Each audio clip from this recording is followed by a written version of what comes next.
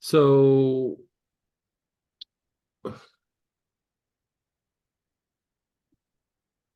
the divine sovereign part has to do with the soul coming down and eventually taking hold of the form and being in control of the form.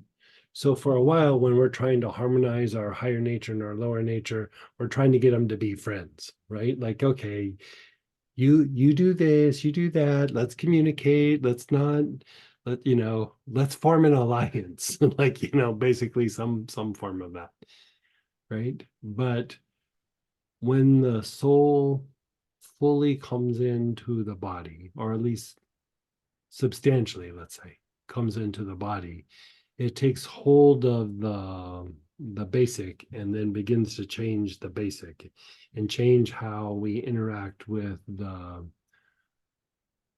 outer world. And so the sovereign part is that the soul has taken hold of the form, right? The soul has inherited the kingdom. The saints are the souls, how do you say it? Souls of the saints.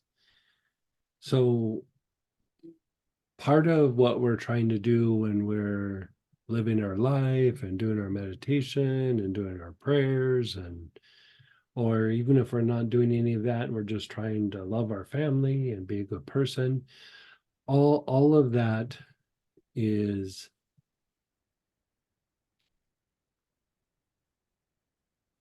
forming an energy or tapping into an energy that's below your feet. And the more that you cultivate certain things in your life, there's like these layers below your feet. And the first layer is where we're all at until we surpass it. And that's like the animalistic tendencies. We have a connection to the animalistic nature. So this is when we say being driven by the lower nature. It's not just being driven by the lower nature, but its connection to that animalistic realm below your feet.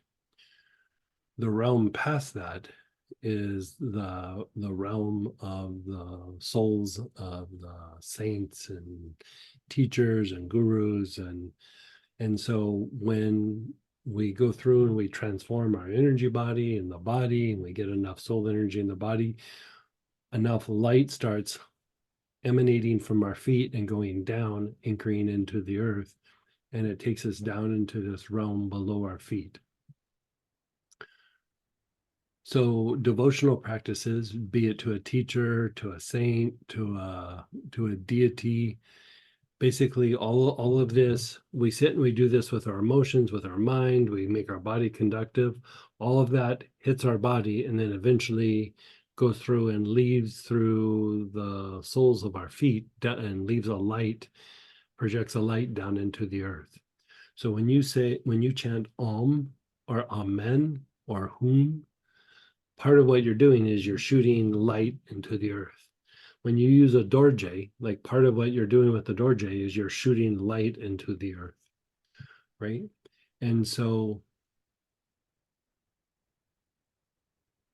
part of us breaking our cycle of suffering through the incarnations is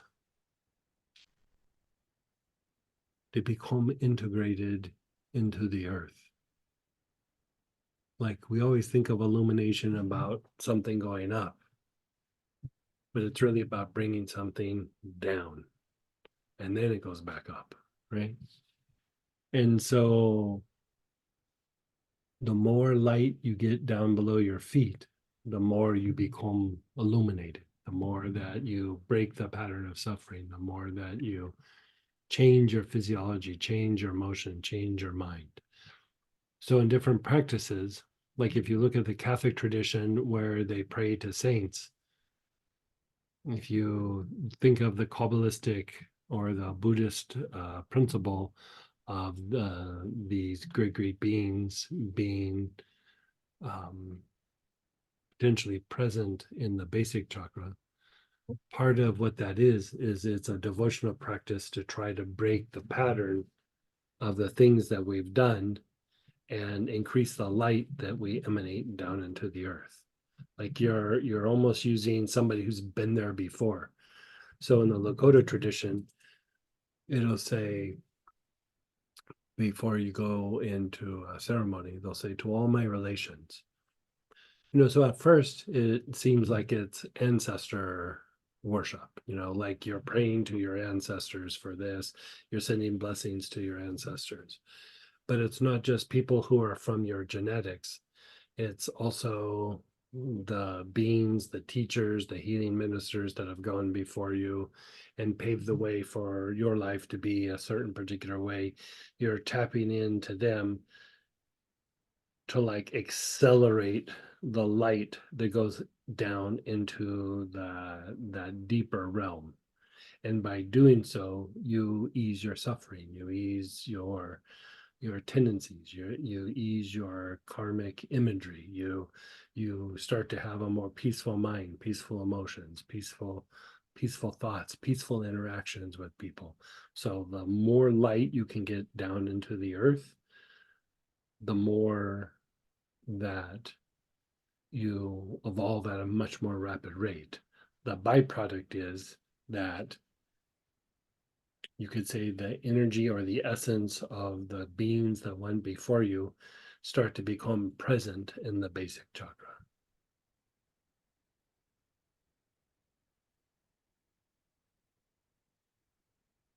You could say you can measure somebody's spiritual development by measuring their spiritual cord. But if somebody is claiming to be, like I know of this one situation where somebody's claiming to be somebody from the past that they're not. It's not anybody that anybody would know, but it's in this one particular practice. And when you look at the person, they have all the clothing for it. They're in the tradition. They're in all those things. But when you look at the energy body can be stimulated, but can they hold on to it? And even the spiritual cord doesn't reflect what they're saying. But when you look at the basic chakra and the lower nature, it does not reflect what's being said. So if you think of like people who seem very, very spiritual, and like when they're doing their spiritual practice and everything, they behave one particular way, but you get them out of that circle and they're an Uncle Bob. They're driven by a lot of lower nature things. They justify doing things that, lying, cheating, stealing, whatever.